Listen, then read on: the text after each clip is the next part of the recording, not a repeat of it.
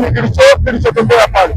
Mimi tangu mchana nilivyoona refari amepangwa yule jamaa na ile mikakati walikuwa wameiweka Morocco, wao ndio walianza kumlalamikia yule refari. Nilikuwa nawaambia wenzangu hizi ni techniques ambazo Morocco refari wanazitumia, lakini wanajua huyu mwamuzi atakuwa na advantage kwao. Hakuna aliyeshindwa kuona kwa macho yake yote mawili leo kwamba Tanzania leo tumefanywa kitu cha ajabu mbele ya rais wa FIFA na mbele ya rais wa nini wa Afrika. Yani ilikuwa inaonekana kabisa kwamba walikuwa wanaogopa leo kwamba mwenyeji akitolewa kwenye mashindano basi mashindano yataenda kufanya nini, yataenda kupooza. Lakini kikubwa pongeza zati ziende kwa mwalimu wetu na benchi yetu ya ufundi Miguel Gamondi, ambaye ni mwalimu mwenye uthubutu mkubwa wa kuweza kuipanga timu vizuri na kuwa na mikakati thabiti na kuwa na mifumo sahihi katika kukabiliana na wachezaji wakubwa. Maanake unapozungumzia Morocco unalizungumzia taifa ambalo juzi kati tu msimu wa 2022 imeenda kuvunja rekodi ya timu za Afrika ambazo imefika katika hatua ya nusu finali katika kombe la dunia na kwenda kugombania mshindi wa 3 alicheza na Croatia.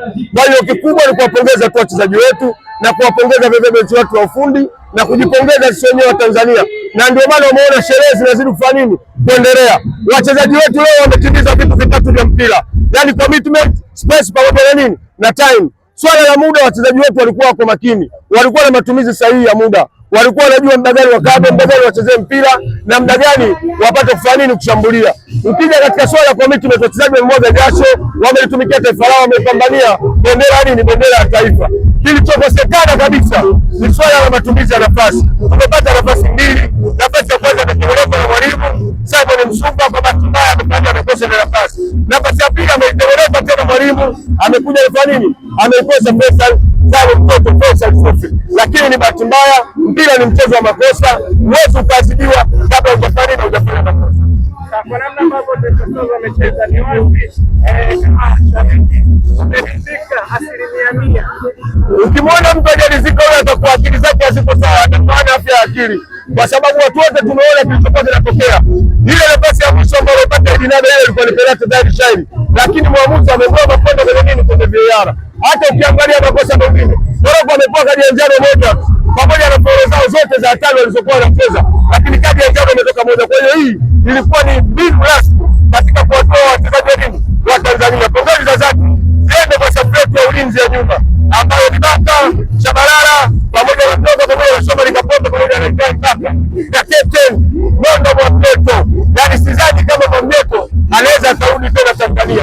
Yani amekuwa na hali ya utulivu mkubwa. Baka pamoja amepewa kadi dakika za mwanzoni, lakini bado alikuwa na bilevu, alikuwa na tabia na hali nzuri ya kupambanaji na kutoka kwa tahadhari. Kwa hiyo kikubwa ni kuwapongeza tu za wachezaji wetu, na tunajiandaa katika kwenda kuwapokea airport.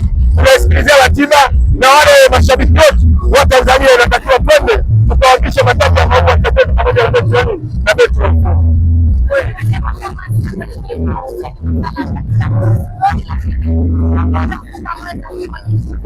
Unajua yule jamaa yule mtoto alikuwa anacheza Real Madrid, ana akili nyingi.